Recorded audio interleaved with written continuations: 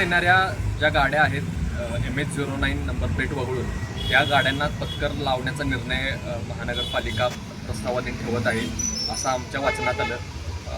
हे करण्यापूर्वी कदाचित 2-3 गोष्टी बघाव्या लागतील असं वाटतंय।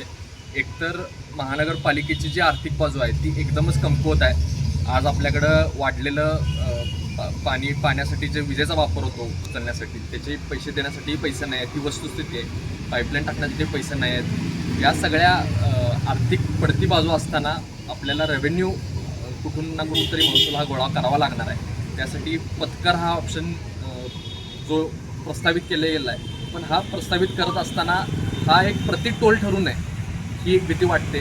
आणि ह्याच्यामध्ये दुसरा मुद्दा असा आहे की जर दुसऱ्या शहरांनी सुद्धा अशा पद्धतीनं जर पत्कर लावायला सुरू केले तर ही व्यवस्था कुठं जाणार आहे ह्याच्याबद्दलही विचार केला पाहिजे। आणि हे लिगल आहे का, म्हणजे कायदेशीर आहे का, आणि कायदेशीर ह्याच्यामध्ये बसवण्यासाठी काय केलं पाहिजे, या सगळ्यांचा सारासार विचार करूनच ह्याच्यावरती निर्णय घेणं अपेक्षित आहे।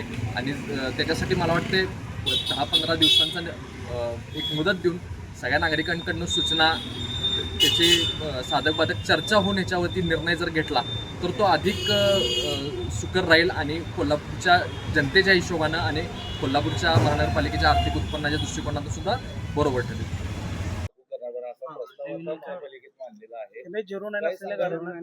नाही, काल महानगरपालिकेच्या बैठकीमध्ये त्याच्याबद्दल महापौर आणि सर्व सन्मान्य अधिकारी आणि लोकप्रतिनिधींची चर्चा नगरसेवकांची झाली असं मीही पेपरला वाचलं।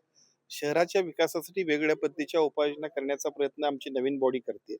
मी सुद्धा काल अमित शहा साहेबांचा दौरा होता, त्यानिमित्ताने एक बैठक आम्ही घेणार आहोत की कोल्हापूर शहराच्या एंट्रन्स पासून, कारण महालक्ष्मीच्या मंदिरासाठी 1400 कोटी रुपयाचा निधी आम्ही दिला, परंतु मंदिरापर्यंत येताना सुद्धा तितकंच आल्हाददायक वाटायला पाहिजे। ही शहरातल्या सगळ्या नागरिकांची आणि लोकप्रतिनिधींची जबाबदारी आहे। त्यासाठीचा आराखडा आम्ही तयार करतोय। कोणत्याही लोकांना अडचण होऊ नये तर सुविधा आणि योग्य पद्धतीच्या सेवा उपलब्ध व्हाव्यात यासाठी आमचा प्रयत्न असणार आहे। त्याच्याबद्दलच्या चर्चा आम्हीही करू आणि चांगल्या पद्धतीनं लोकांना नियोजनबद्ध पद्धतीने सेवा देऊ। हा निर्णय होण्याआधीच विरोध चालू झाला आहे। नाही, याबद्दलचा निर्णय अजून झाला नाही, त्यांनी मुद्दा मांडला, याच्याबद्दलच्या सगळ्या चर्चा होतील आणि ज्या गोष्टी योग्य असतील त्याची अंमलबजावणी करण्यासाठी महानगरपालिका आणि त्याच्याबरोबर आम्ही सगळेच जण एकमेकाच्या विचाराने काम करू। पंढरपूरचे पंचायत समिती सभापती कोल्हापूर महानगरपालिकेच्या जनरल बॉडीच्या सभागृहामध्ये काही जणांच्या मार्फत कोल्हापूर शहरामध्ये MH09 सोडून इतर वाहनं जे येतील त्यांच्यावर एंट्री टॅक्स घ्यावा असा एक ठराव पारित करण्याचा प्रयत्न चालू आहे। एक कायद्याचा अभ्यास म्हणून कोल्हापूर महानगरपालिकेला स्वतःहून ऍक्ट्राय LBT गेल्यानंतर आणि GST लागू झाल्यानंतर अशा प्रकारचा स्वतंत्ररित्या महानगरपालिकेला या अशा प्रकारच्या वाहनावर एंट्री टॅक्स लावण्याचा अधिकार नाही।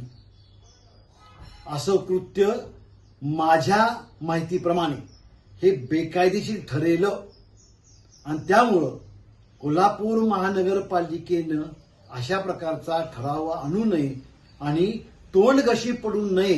कारण एकदा आम्ही सर्वांनी मिळून कोल्हापुरामध्ये महानगरपालिकेच्या वतीनं आणि संगनमतानं आणि सहाय्यानं लावला गेलेला टोल आम्ही कोल्हापुरातून हाकलून लावला आहे याची पूर्ण जाणीव आणि आठवण ठेवली गरजेचं आहे।